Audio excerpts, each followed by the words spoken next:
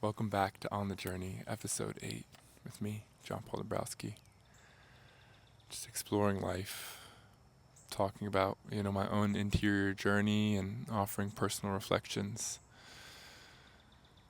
Man, there's so much to talk about. My wife and I right now are starting our own business, and I'm so excited about it. I'm so excited to be starting something with her. She has so many skills and talents, and what I think most excited about starting with her is just the collaboration on something, kind of sharing a common goal, and it's making me feel really tender right now because I have such an admiration for her. She's such a wonderful partner. And in Genesis, that's the word when talking about man and women is helpmate, partner, but it's like a battle term. It's the term of like the person who you want supporting you at your side.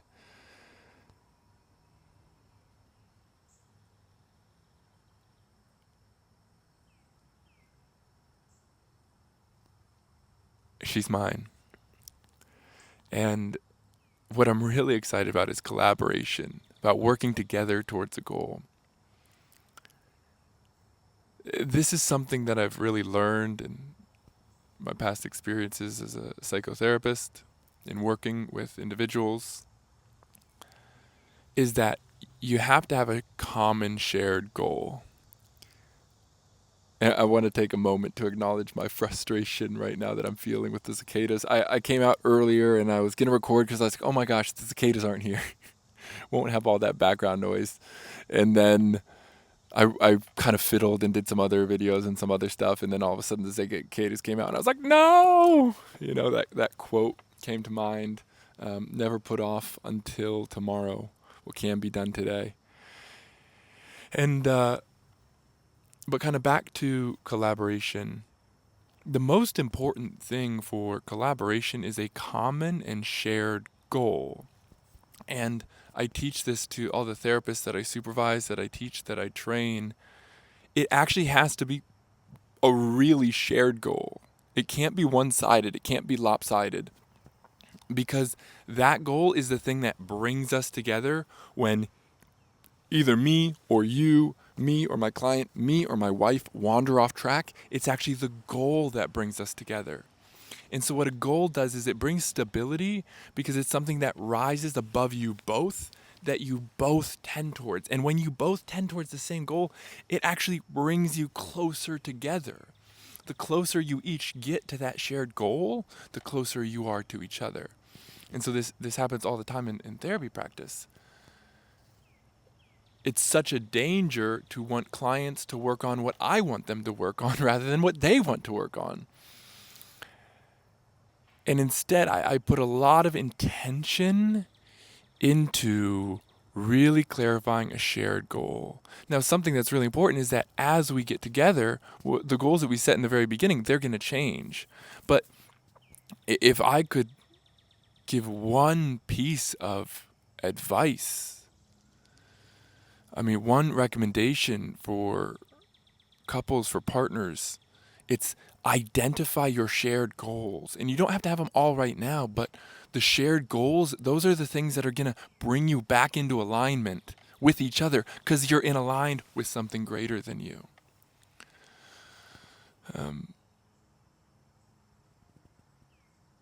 So yeah, we're starting this new practice. I'm really, really excited about it, guys. I'm like really, really excited about it. And one of the things that it's made me reflect on, and actually I was reflecting on this before this.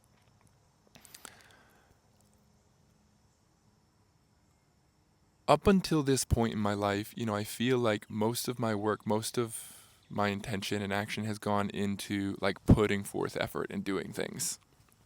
And it's been really fun recently. I've started this little podcast on my YouTube channel, this On the Journey.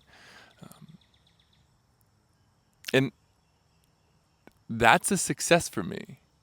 a successful podcast is not a podcast that has 1 million followers to me, although that would be one metric.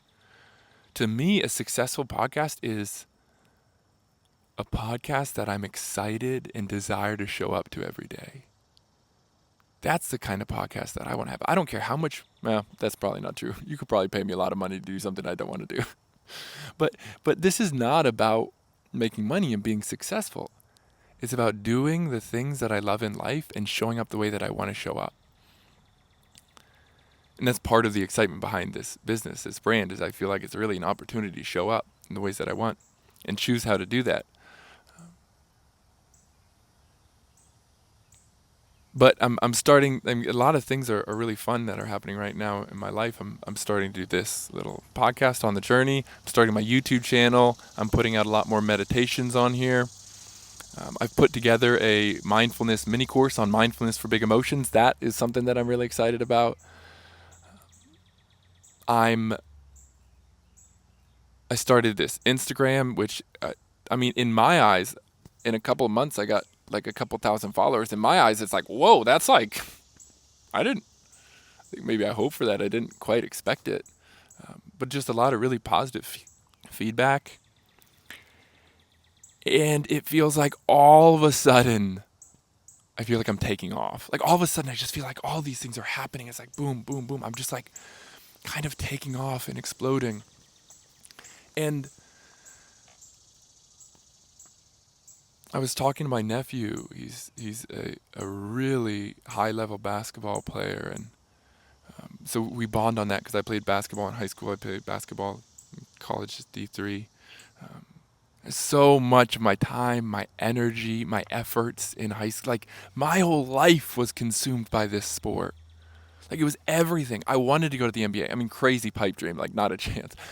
But I had to like, man, if I work hard enough, maybe I can get into the NBA, or maybe I can go to D2, or maybe I wanted it so bad. I would wake up in the morning. I would play basketball at 5 a.m. in the morning. Before I went to high school. I wanted to go to high school. And then afterwards I would go to the gym. I would work out. And then I would go to practice. I mean, I was like what they call a gym rat. That's me. Like the biggest, fattest gym rat. Not because I'm fat, but just because I'm just like hanging around. And like, I was a string bean. And I had a completely subpar high school basketball performance, right? Didn't really start until I was not really. I didn't start till I was a senior. Didn't really dress until I was junior. Even when I started, it was because there was like injuries on the team.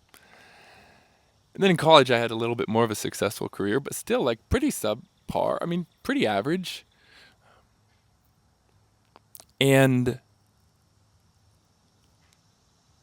there's parts of me. Oh, and I'm feeling tender here. There's parts of me that would want to look at my life and say, "Oh, JP, your athletic career was a failure." There's parts of me that want to say, like, JP, look at all that time you put in. You were never great. And that's not derogatory, it's honest. I mean, I was never great. It's decent. I was pretty good. I was very, very hardworking, and I was a motor. I was a team player. I was a glue guy, but parts of me that say, man, you never really amounted to anything in athletics. And those parts of me, that voice, that's kind of true. You never achieved anything. And this is one of my favorite quotes recently from Jim Rohn. Life is not about what you get, but what you become. And in my high school athletic career, my college athletic career, I wasn't getting anything. I didn't get it. I didn't get championships. High school I was on a pretty good high school team, so our high school team won a lot. College was rough. I didn't get anything. I don't have anything to show on it. My jersey's never going to be up in the rafters.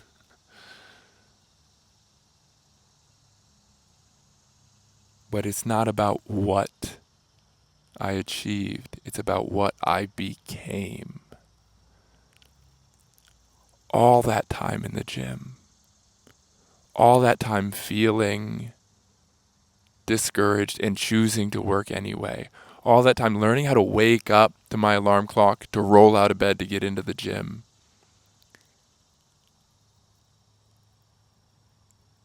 I became the type of person who could become what I am now.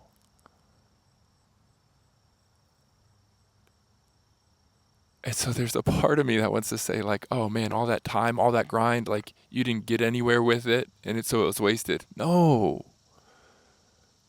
And I can see it now. This part of me felt like that in high school, and I encourage you, man, if you know any athletes, if you know any high school athletes who just are just putting their nose to the grindstone and aren't making it or are afraid of not making it, send them this. This period of your life, it's not about what you get, it's about what you're becoming.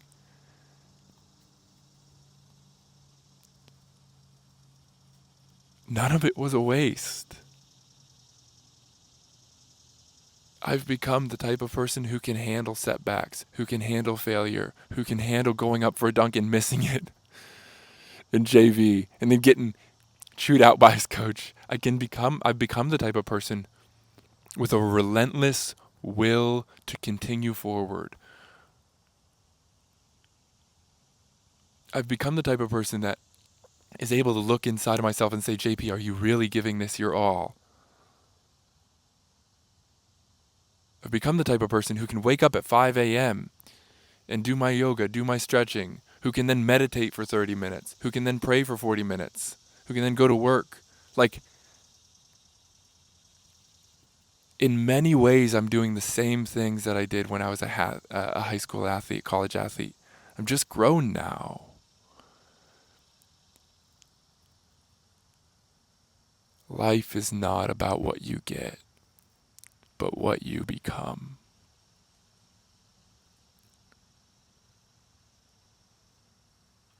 And so now as I'm, putting out this podcast, which I love, this is so fun to me. I have kind of an Instagram. I'm putting together my personal website, moving into some coaching things, starting to open up my practice. I'm doing training and supervision for therapists. It feels like it's all coming together, but it's not. Well, sorry. It feels like I'm taking off, but I'm not. I'm just continuing.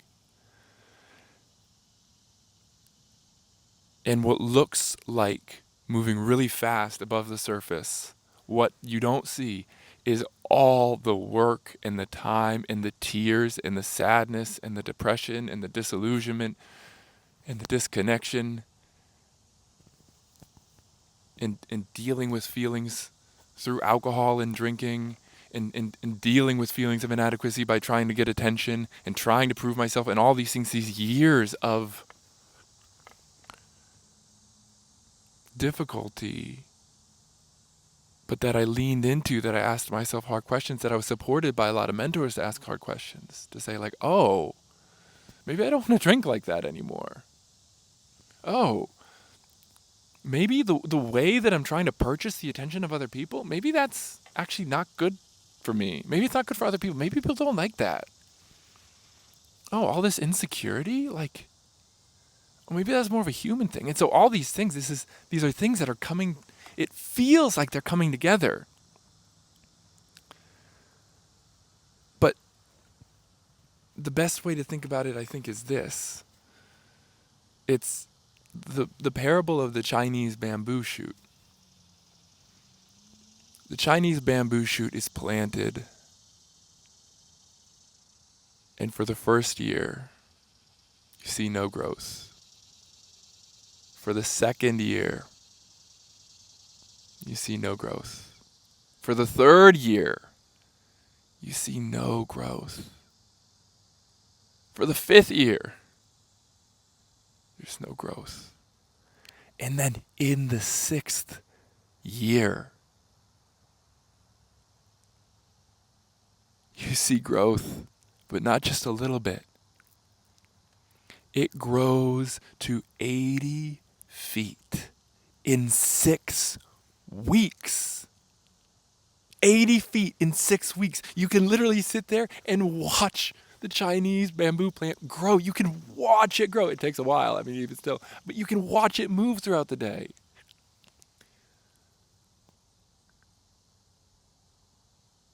This is kind of how I feel about what's happening in my life right now. It would be folly to say that the bamboo plant just grew 80 feet in 6 weeks. It didn't. Over a period of 6 years, it deepened roots. It changed, it grew, it was developing, it was preparing. And at the right time, with a strong foundation, it emerged and exploded. And the thing about bamboo too is that once there's one stalk, it just spreads like wildfire because it has a strong foundation. Build a strong foundation. Build a foundation that's about becoming. It's not about what you get, it's about what you become.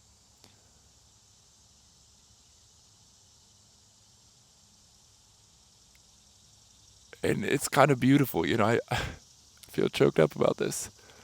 I feel like I'm at a place in my life where all the lessons that kind of old people teach you, that tell you about, people say, oh, it's about your character, it's about developing character. I'm seeing that they're right. I'm seeing that it's true.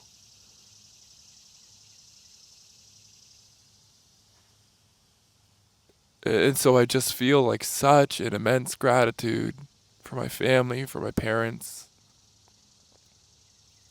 for friends, for community.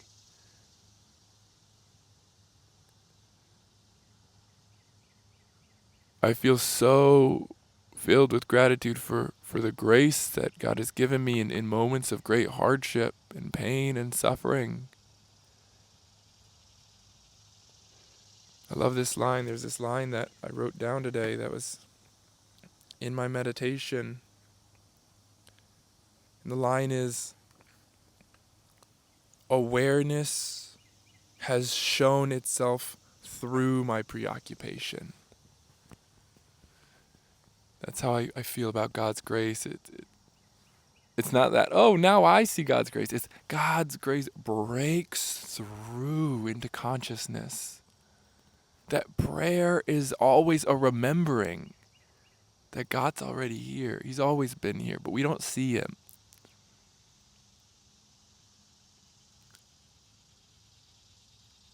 And so I just feel such a gratitude for what's been given to me, and relate so deeply to the line, to whom much has been given, much is expected.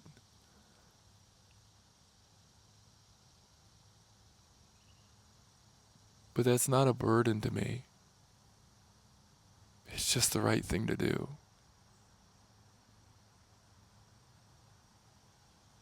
And so, thanks for being here. Thanks for joining in.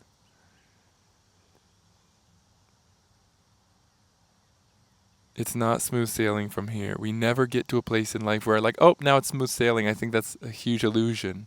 That we're going to get to this point where then the clouds are going to open up and life's going to get easy. That point's not going to happen. If you're looking for it, stop. There's only right here and right now. And things are constantly falling apart. And so we need something more stable than material security, although material security is important. We need surrender. We need an immaterial security. So yeah, those are the kind of thoughts and reflections that were on my mind today. I'm glad to share them with you. Take good care.